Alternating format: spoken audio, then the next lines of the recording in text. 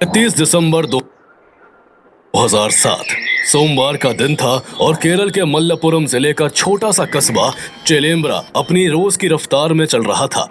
Market में हलचल थी, लोग अपने रोजमर्रा के कामों में लगे हुए थे और संडे की छुट्टी के बाद गवर्नमेंट एम्प्लॉयज भी पूरे जोश में ड्यूटी पर लौट रहे थे। सुबह करीब 9:30 बजे साउथ मालाबार ग्रामीण बैंक के कर्मचारी भी ब्रांच पहुंच जाते हैं। रोज की तरह बैंक के दरवाजे पर एक बड़ा सा ताला लटका हुआ था और सब कुछ सामान्य लग रहा था। लेकिन जब बैंक ऑफिसर के राधाकृष्णन ताला खोलकर बैंक के अंदर कदम रखते हैं तो माहौल अचानक बदल जाता है। उनकी नजर बंद स्ट्रांग रूम के दरवाजे पर बिखरी धूल पर पड़ती है और उन्हें कुछ गड़बड़ लगती है।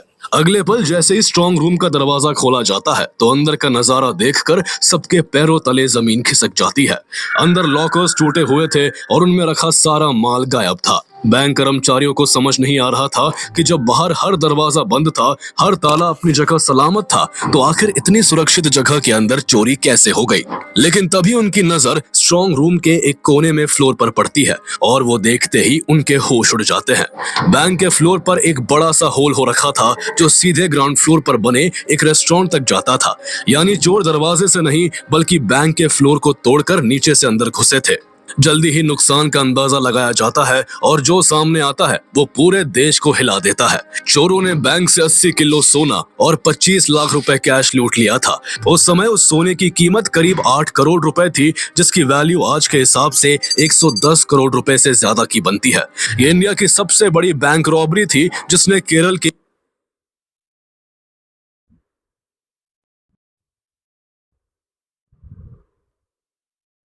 पूरे भारत में चर्चा का केंद्र बना दिया। तो आइए जानते हैं चेलेम्ब्रा बैंक रॉबरी की पूरी कहानी। आखिर चोरों ने कैसे एक रेस्टोरेंट की छत को बैंक में घुसने का रास्ता बनाकर भारत की सबसे बड़ी बैंक रॉबरी को अंजाम दिया। आखिर वो चोर कौन थे और कैसे उन्होंने चोरी के बाद भी पुलिस को गुमराह कर उसके होश उड़ा दिए। और आखिर बॉलीवुड की वो कौन सी मूवी थी जिससे इंस्पिरेशन लेकर चोरों ने ये बैंक रॉबरी की।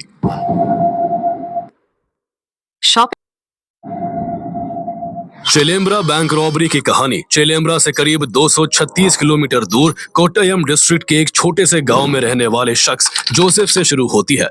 जोसेफ जब काफी छोटा था तभी उसके पेरेंट्स की मौत हो गई थी। जोसेफ की 2 बड़ी बहनें भी थी और मरने से पहले उसके पेरेंट्स ने दोनों बहनों की शादी करवा दी थी। जोसेफ के पेरेंट्स की मौत के बाद उसके दोनों जीजाओं ने उसकी सारी संपत्ति हड़प ली। इसके बाद जोसेफ गलत संगत में पड़ गया और कम उम्र से ही चोरियां करने लगा। जब वो केवल 18 साल का था तब एक बार वो चोरी करते पकड़ा गया और उसे 1 साल के लिए जेल की हवा खानी पड़ी। जेल से निकलने के बाद भी वो नहीं सुधरा और आगे भी चोरी करने में लगा रहा। जल्द ही उस पर चोरी के 1 दर्जन से ज्यादा केसेस दर्ज हो गए और उसे कई बार जेल जाना पड़ा। इस दौरान वो 2 बार जेल अथॉरिटी को चकमा देकर जेल से फरार भी हुआ, लेकिन फिर से उसे 1996 में पकड़ लिया गया और इस बार उसे सिक्योर मानी जाने वाली वियूर सेंट्रल जेल में बंद कर दिया गया। इस जेल में उसकी मुलाकात शिबू और सैनू से हुई जो चोरी के दूसरे मामले में इस जेल में बंद थे। जल्दी ही तीनों पक्के दोस्त बन गए। तीनों में जोसेफ की ज्यादा चलती थी और वो शिबू और सैनू को अपनी चोरियों और पुलिस से बार बार बच निकलने की कहानी सुनाकर खूब वाहवाही बटोरता। जोसेफ ने उन्हें एक बार बताया कि उसकी जिंदगी का सपना है कि वो एक इतनी बड़ी रॉबरी करे कि जिसके बाद उसे कभी कोई चोरी ना करनी पड़े और वो मजे से आलीशान जिंदगी जी सके। शिबू और सैनू उससे और उसके सपने से काफी इंप्रेस्ड हुए और उन्होंने वादा किया कि वो इसमें उसका साथ देंगे। कुछ साल बाद तीनों को बेल मिल गई और उसके बाद तीनों ने मिलकर कई क्राइम्स किए। उन्होंने कभी गाड़ियों की चोरी की तो कभी गांजा बेचा। इस दौरान पुलिस की नजरों से बचने के लिए शिबू और जोसेफ संतवनम नाम के एक ट्रस्ट में नौकरी भी करते रहे। हालांकि कुछ समय बाद एक रोड एक्सीडेंट में शिबू बुरी तरह घायल हो गया और उसे नौकरी से निकाल दिया गया। जॉब खोने के बाद शिबू कोरिकोड लौट गया और अपने एक खास दोस्त राधा कृष्णन के घर रहने लगा। जल्दी ही वो राधा कृष्णन के परिवार से घुल मिल गया और उसकी राधा कृष्णन की पत्नी कनकेश्वरी से भी अच्छी दोस्ती हो गई। इधर जोसेफ संतवनम में ही नौकरी करता रहा और इस बीच उसने अनीता एंटनी नाम की एक लड़की से शादी कर ली। जोसेफ बाहर से भले ही एक आम जिंदगी जी रहा था, लेकिन अंदर ही अंदर वो अपने बड़े खेल की बिसात तैयार कर रहा था। इसके लिए उसने बड़ी चालाकी से अपनी पत्नी अनीता से भी अपनी असली पहचान छुपा ली थी और उसे अपना नाम तक गलत बताया था। उसने उसे अपना नाम जेसन बताया और मैरिज सर्टिफिकेट में भी इसी नाम का इस्तेमाल किया और अपनी पत्नी का सरनेम अडॉप्ट करके वो जोसेफ से जेसन एंटनी बन गया। इस तरह वो अपने दोस्तों के लिए जोसेफ था, लेकिन अपनी पत्नी अनीता और उसके रिलेटिव्स के लिए वो जेसन था। दो नाम के पीछे उसकी गहरी चाल छिपी थी और आगे ये नाम उसके बड़ी रॉबरी के सपने में काफी हेल्पफुल साबित होने वाला था। जोसेफ को अब ये कम पैसों वाली नौकरी और सीधी जिंदगी से नफरत होने लगी थी और वो जल्द से जल्द बड़ी चोरी करना चाहता था जो उसे एक ही झटके में करोड़पति बना दे। ऐसे में उसने आइडिया के लिए देश विदेश की रॉबरी की फिल्में देखनी शुरू कर दी। इसी कड़ी में उसने एक दिन बॉलीवुड फिल्म धूम देखी, जिसमें जॉन अब्राहम एक कसिनो की छत में छेद करके उसे लूट लेता है। बस फिर क्या था, तुरंत जोसेफ के दिमाग में ये आइडिया हिट कर गया और उसने तय कर लिया कि वो किसी बैंक में जॉन अब्राहम की तरह छेद करके एक बड़ी रॉबरी को अंजाम देगा। जल्दी ही वो अपनी इस प्लानिंग में अपने सबसे अच्छे दोस्त शिबू को शामिल कर लेता है। इसके बाद दोनों टारगेट की तलाश में निकल पड़ते हैं। दोनों जल्दी ही आसपास के इलाके में कई छोटे बड़े बैंकों की रेकी करते हैं और आखिरकार अक्टूबर 2007 में उनकी तलाश चेलम्बरा की साउथ मालाबार ग्रामीण बैंक पर आकर अटक जाती है। ये बैंक उनके लिए सबसे अच्छा टारगेट था। एक तो रात को इस बैंक की रखवाली के लिए कोई गार्ड नहीं रहता था और दूसरा ये बैंक बिल्डिंग की दूसरी मंजिल पर मौजूद था, जिसके ठीक नीचे सुहाइमा नाम का एक रेस्टोरेंट था। जोसेफ को पता चलता है कि इस रेस्टोरेंट का ओनर मोइदीन कुट्टी लॉस के कारण इस रेस्टोरेंट को बंद करना चाहता है। बस यही जोसेफ को अपना मौका दिख जाता है। वो तुरंत फैसला करता है कि यही वो बैंक है जो उसके सपने को साकार करेगा। वो प्लान बनाता है कि सबसे पहले वो इस रेस्टोरेंट को किराए पर लेगा और फिर रेस्टोरेंट की छत में बड़ा सा सुराख करके सीधा बैंक को लूट लेगा। प्लानिंग के बाद जोसेफ रेस्टोरेंट के मालिक मोइदीन कुट्टी और बिल्डिंग के ओनर कुनहीद कुट्टी हाजी से मुलाकात कर रेस्टोरेंट को रेंट पर लेने की डील करता है। मोइदीन कुट्टी को रेस्टोरेंट बंद करने की जल्दी थी, इसलिए बिना ज्यादा सवाल जवाब किए उसे रेस्टोरेंट 50,000 की सिक्योरिटी मनी और 300 रुपए पर डे के रेंट पर 2 साल के लिए किराए पर दे दिया जाता है। रेस्टोरेंट किराए पर लेने के बाद जोसेफ अगली चाल चलता है। वो मोइदीन कुट्टी से रेस्टोरेंट के सारे किचन इक्विपमेंट्स खरीद लेता है और बाकी सामान कुनहीद कुट्टी हाजी के जानकारों से जुटा लेता है। इसके बाद वो रेस्टोरेंट के बाहर एक बोर्ड लगा देता है जिस पर बाकायदा ये लिखा था कि अंदर रेनोवेशन का काम चल रहा है और रेस्टोरेंट की ओपनिंग 8 जनवरी 2008 को होगी। ये उसका इतना शातिराना प्लान था कि आसपास के लोगों को यही लग रहा था कि ये बंद होने वाला रेस्टोरेंट अब फिर से शुरू होने वाला है। ऊपर मौजूद बैंक के कर्मचारी भी खुश थे कि अब नीचे नया रेस्टोरेंट खुलेगा जहां वो लंच ब्रेक के लिए जा सकेंगे, लेकिन किसी को भी अंदाजा नहीं था कि यहाँ कितनी बड़ी प्लानिंग चल रही थी। जोसेफ इतना शातिर था कि उसने अपनी पत्नी की तरह मोइदीन कुट्टी और कुनहीद कुट्टी हाजी को भी अपना नाम गलत बताया। उसने इस बार अपना नाम बाबू बताया था और अपना एड्रेस भी गलत दिया था। इस तरह वो अपने दोस्तों के लिए जोसेफ था, अपनी पत्नी और उसके रिलेटिव्स के लिए जेसन था और चिलम्बरा बैंक के आसपास के लोगों के लिए बाबू था। नामों का ताना बाना बुनने के बाद जोसेफ अपनी अगली चाल चलता है। वो शिबू के साथ मिलकर रेस्टोरेंट की छत को काटने के लिए अलग अलग दुकानों से गैस कटर, ड्रिलिंग मशीन और मार्बल कटर खरीदता है। इस दौरान दोनों रेस्टोरेंट की छत को कमजोर करने के लिए 8 थोटा डायनामाइट्स भी परचेज करते हैं जो लो लेवल एक्सप्लोजिव होते हैं। इसके अलावा उन्होंने एक सिल्वर कलर की मारुति जैन कार भी खरीदी जिस पर उन्होंने फेक नंबर प्लेट लगा दी। चूंकि बैंक रॉबरी करना और फिर उनसे मिले पैसों को ठिकाने लगाना कोई आसान काम नहीं था, इसलिए जोसेफ और शिबू अपने इस प्लान में राधा कृष्णन और की पत्नी कनकेश्वरी को भी शामिल कर लेते हैं। जोसेफ का प्लान था कि वो 29 दिसंबर 2007 को अपनी चोरी को अंजाम देगा। इसके पीछे वजह यह थी कि एक तो उस दिन सैटरडे था और अगले दिन संडे को बैंक बंद रहने वाला था, और दूसरी बात यह कि उस दिन चिलम्बरा में एक मंदिर का इनॉग्रेशन होने वाला था। केरला में मंदिरों का उद्घाटन काफी धूमधाम से होता है और लोग जुलूस निकालकर खूब पटाखे फोड़ते हैं। उस दिन नाच गाने का काफी शोर शराबा होता है, इसलिए 29 दिसंबर 2007 का ही दिन फिक्स किया जाता है। जैसे ही 29 दिसंबर की शाम होती है, जोसेफ, राधा कृष्णन, कनकेश्वरी और शिबू सभी जरूरी सामान के साथ मारुति जैन कार से रेस्टोरेंट तक पहुंच जाते हैं। इसके बाद सभी रेस्टोरेंट की छत में छेद करना शुरू कर देते हैं।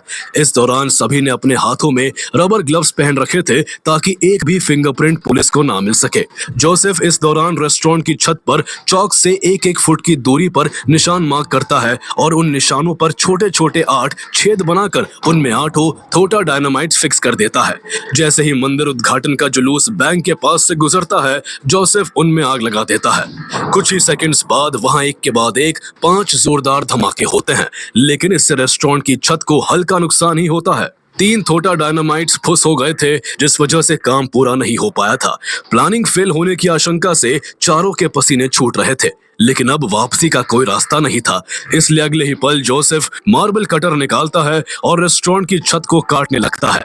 उसके बाद बाकी के लोग भी बारी बारी से आधी रात तक लगातार मार्बल कटर से रेस्टोरेंट की छत को काटते रहते हैं। रात 4 बजे तक बैंक में घुसने लायक एक बड़ा होल हो चुका था, इसलिए बिना एक पल गवाए जोसेफ उस होल से बैंक में घुस जाता है। उन लोगों की प्लानिंग इतनी जबरदस्त थी कि उन्होंने होल एग्जैक्ट बैंक के स्ट्रॉन्ग रूम में किया था। इसके बाद जोसेफ जल्द ही स्ट्रॉन्ग रूम में रखे 2 लॉकर्स का ताला काट देता है। लॉकर्स का दरवाजा खुलते ही उसकी नजर उसमें रखे हजारों सोने के पैकेट और लाखों रुपयों पर पड़ती है। ये देखकर उसके थके शरीर में एक नई ताकत आ जाती है और वो तुरंत बिजली की रफ्तार से उस लॉकर में रखे करोड़ों के सोने के गहने और लाखों रुपए के नोटों को बोरों में भरने लगता है। देखते ही देखते वो गोल्ड ज्वेलरी और कैश से 4 बोरे भर लेता है और उन्हें होल के जरिए रेस्टोरेंट में नीचे खड़े अपने साथियों को पकड़ा देता है। सुबह के 5 बज रहे थे और तेजी से रात का अंधेरा छट रहा था।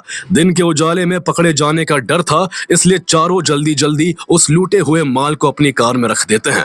इसके बाद रेस्टोरेंट छोड़ने से पहले जोसेफ सफेद मार्बल पर जमी धूल पर उंगली से जे माओ लिख देता है, ताकि आगे पुलिस इस रॉबरी की जांच नक्सलियों के एंगल से करती रहे और वो आसानी से सारा गोल्ड बेच सके।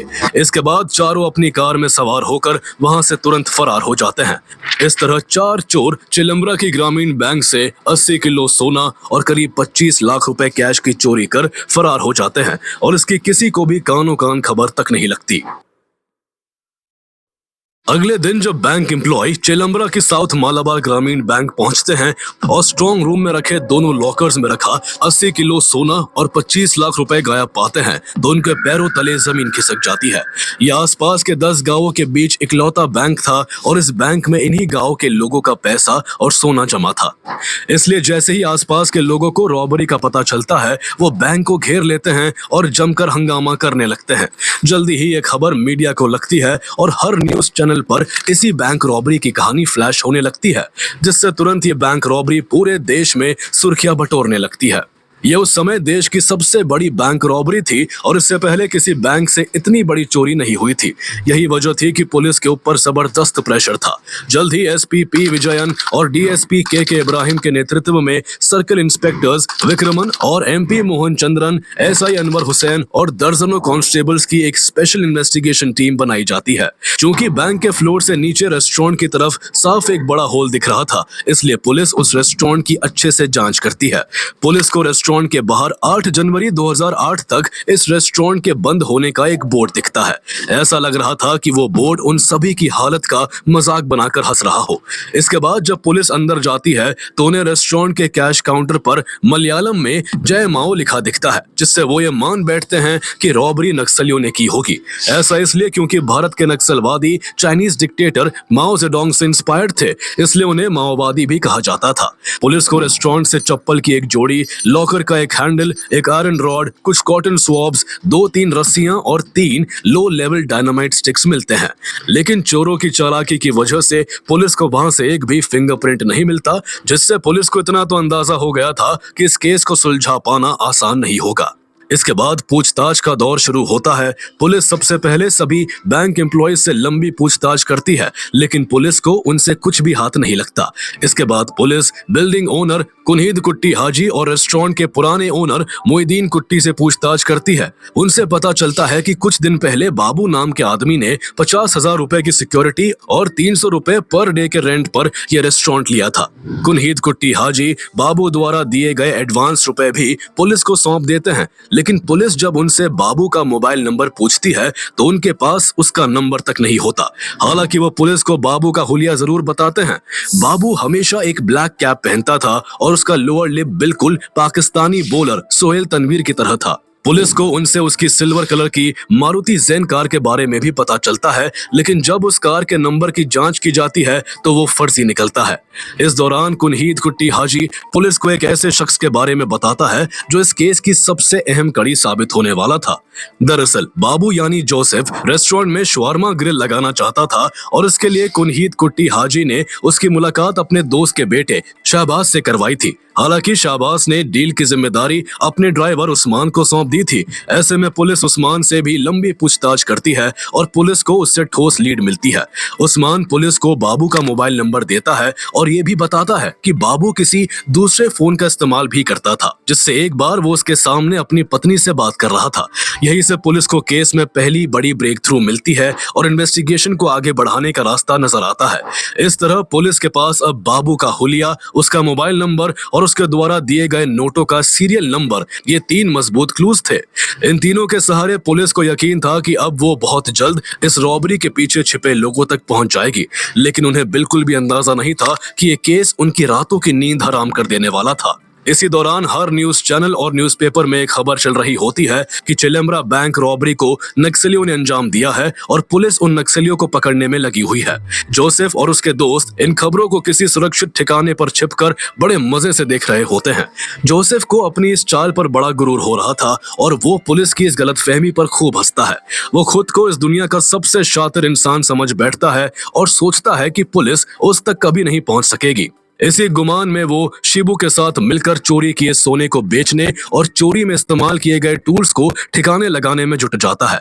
वो लोग सबसे पहले सभी टूल्स को कोरापुजा नदी में फेंक देते हैं। इसके बाद दोनों कुछ गोल्ड को बेचकर अपने दोस्त सैनू, जिससे वो वियूर सेंट्रल जेल में मिले थे, उसकी मदद से 32 लाख में बेंगलुरु में एक फ्लैट, एक टोयोटा इनोवा कार और कुछ अन्य प्रॉपर्टी खरीदते हैं। इधर पुलिस इन चोरों को पकड़ने के लिए दिन रात एक कर रही होती है। आई विटनेसेस से मिली इंफॉर्मेशंस के आधार पर बाबू का स्केच तैयार करवाकर आसपास के पुलिस स्टेशंस, न्यूज़पेपर्स और न्यूज चैनल्स में भेज दिया जाता है ताकि कहीं से भी चोरों के बारे में जानकारी मिल सके। इस दौरान नोटों के सीरियल नंबर से पुलिस को कोई खास मदद नहीं मिलती, लेकिन मोबाइल नंबर पुलिस के लिए क्रूशियल साबित होता है। पुलिस को पता चलता है कि जिस नंबर से बाबू ने उस्मान से कांटेक्ट किया था वो फेक था। ये एक second hand Reliance CDMA phone था जिसमें किसी सिम की जरूरत नहीं पड़ती थी। उस्मान से पुलिस को पहले ही यह पता चल चुका था कि बाबू एक दूसरा नंबर भी इस्तेमाल कर रहा था, इसलिए पुलिस उसके पहले नंबर को आधार बनाकर उन इलाकों के मोबाइल टावर के डंप डेटा की मदद से उसके दूसरे मोबाइल नंबर को खोजने में लग जाती है। दरअसल हर मोबाइल सिम सिग्नल के लिए आसपास के किसी न किसी मोबाइल टावर से लगातार कनेक्ट होता रहता है और ये टावर्स अपने दायरे में आने वाले सभी नंबर्स का रिकॉर्ड रखते हैं। इसी डेटा को एनालाइज करके पुलिस ये समझने की कोशिश कर रही थी कि बाबू का दूसरा नंबर कौन सा है और वो किन किन जगहों पर एक्टिव रहा है। लेकिन ये काम बिल्कुल भी आसान नहीं था, क्योंकि इसके लिए लाखों नंबर और लाखों कॉल्स को खंगालना था। एक तरफ जहां पुलिस की एक टीम बाबू के दूसरे नंबर को खोजने में लगी हुई थी, तो वहीं दूसरी तरफ पुलिस की दूसरी टीम लोगों से मिली सूचना के आधार पर जगह जगह छापेमारी कर बाबू को ढूंढने में लगी हुई थी।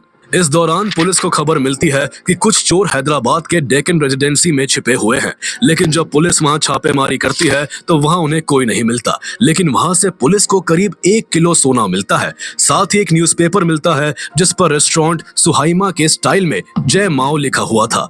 पुलिस का यकीन अब और बढ़ जाता है कि इस चोरी के पीछे नक्सली है। लेकिन इस दौरान इस इन्वेस्टिगेशन के हेड SPP विजयन की हैदराबाद पुलिस के एक ऑफिसर से मुलाकात होती है जो पहले कई नक्सल ऑपरेशंस का हिस्सा रह चुके थे। वो बताते हैं कि नक्सली कभी भी ऐसे नारे नहीं छोड़ते। उन्हें पूरा यकीन था कि ये बैंक लूटने वालों की चाल है जो पुलिस को भटकाना चाहते हैं। यही वो पल था जब पहली बार मल्लापुरम पुलिस इस केस को नक्सलाइट एंगल से इन्वेस्टिगेट करना बंद कर देती है और अपना पूरा फोकस डंप डेटा पर लगाती है। हालांकि P विजयन बड़ी चालाकी से मलयाली न्यूज़पेपर्स में अब भी उनकी जांच नक्सली एंगल पर चलने की बात छपवा देते हैं, ताकि रॉबर्ट्स ये जानकर बेफिक्र हो जाए कि पुलिस अब भी नक्सलियों को ही इस रॉबरी का दोषी मान रही है। यानी पहले जोसेफ पुलिस के साथ खेल रहा था और अब पुलिस उसके साथ खेल रही थी और उसे उसी के जाल में फंसाकर दबोचने वाली थी। इस तरह फरवरी 2008 आ चुका था और चोरी हुए 1 महीने से ज्यादा हो चुका था। इतने दिनों में पुलिस ने करीब 45 लाख कॉल्स में से 63 सस्पिशियस कॉल्स को शॉर्टलिस्ट कर लिया था, जिनका बाबू के दूसरे नंबर के साथ कोई ना कोई कनेक्शन हो सकता था। 19 फरवरी को पुलिस उस नंबर तक भी पहुंच जाती है जो चोरी वाले दिनों में चेलम्बरा, वेंगारा और कुटीकट्टूर की लोकेशंस पर बाबू के पहले नंबर के साथ एक्टिव था। आगे की जांच में पता चलता है कि यह नंबर वीटी जोसेफ के नाम पर रजिस्टर्ड है और वो लगातार इस नंबर से अनीता नाम की एक महिला से बात करता है। पुलिस अंदाजा लगाती है कि जोसेफ ही बाबू है, लेकिन वो इसकी कंफर्मेशन के लिए और छानबीन करती है। उस नंबर की कॉल रिकॉर्ड्स में पुलिस को पीरूमेडु पुलिस स्टेशन के एक कांस्टेबल अमृतराज का नंबर मिलता है, लेकिन जब पुलिस बाबू के बारे में अमृतराज से पूछताछ करती है तो वो बताता है कि यह नंबर उसके पुराने पड़ोसी जेसन का है। पहले से ही नामों के जाल में उलझी पुलिस एक और अलग नाम सुनकर और ज्यादा कंफ्यूज हो जाती है, लेकिन जैसे ही अमृतराज ये बताता है कि उसकी पत्नी अमृता और जेसन की पत्नी अनीता अच्छे दोस्त है, तो पूरी पजल धीरे धीरे साफ होने लगती है। अब पुलिस के लिए अनीता एक कॉमन कड़ी थी जो जोसेफ से लगातार बातचीत कर रही थी और अमृतराज के अनुसार उसके पड़ोसी जेसन की पत्नी भी थी। इस तरह पुलिस बाबू के नामों के तिलिस्म को तोड़ने में सफल रहती है और उन्हें यकीन हो जाता है कि बाबू, जेसन और जोसेफ ये सब एक ही आदमी के नाम है और वही असली चोर है जिसने पुलिस को गुमराह करने के लिए ये सारा खेल रचा है। पुलिस को यह भी पता चलता है कि जेसन अब अपनी पत्नी के साथ कोरिकोड में एक रेंट के घर में रह रहा है और अनीता 2 महीने बाद मां बनने वाली है। इसके बाद पुलिस जोसेफ के कॉल रिकॉर्ड से हॉस्पिटल लिंक्स खोजती है और बेबी मेमोरियल हॉस्पिटल तक पहुंच जाती है जहां अनीता का इलाज चल रहा था। वहां से पता चलता है कि उसकी अगली अपॉइंटमेंट 27 फरवरी को है। इस दौरान पुलिस जोसेफ के कॉल रिकॉर्ड से चेलम्बरा बैंक रॉबरी में शामिल रहे शिबू, राधा कृष्णन और कंकेश्वरी का भी पता लगा लेती है और उनकी लोकेशंस कोरिकोड में ट्रेस कर लेती है। इसके बाद पूरा जाल बिछाया जाता है और उन चोरों को पकड़ने के लिए पुलिस 3 टीम बनाती है और 27 फरवरी को फाइनल ऑपरेशन का दिन तय होता है। 27 फरवरी की सुबह जैसे ही जोसेफ हॉस्पिटल पहुंचता है, अमृतराज उसकी पहचान कंफर्म करता है और पुलिस उसे मौके पर ही गिरफ्तार कर लेती है। जोसेफ के होश उड़े हुए थे और उसे समझ नहीं आ रहा था कि आखिर पुलिस उस तक कैसे पहुंची। अब तक वह अपनी चालाकियों से पुलिस को चकमा देता आया था, लेकिन अब चौंकने की बारी उसकी थी। इसके साथ ही बाकी तीनों को भी उनके ठिकानों से पकड़ लिया जाता है। कड़ी पूछताछ के बाद चारों चोर अपना जुर्म कबूल कर लेते हैं और इस तरह 57 दिनों की लगातार मेहनत के बाद इंडिया की सबसे बड़ी बैंक रॉबरी सुलझा ली जाती है। इससे पहले भारत की सबसे बड़ी बैंक रॉबरी का रिकॉर्ड साल 1987 का था, जब लुधियाना में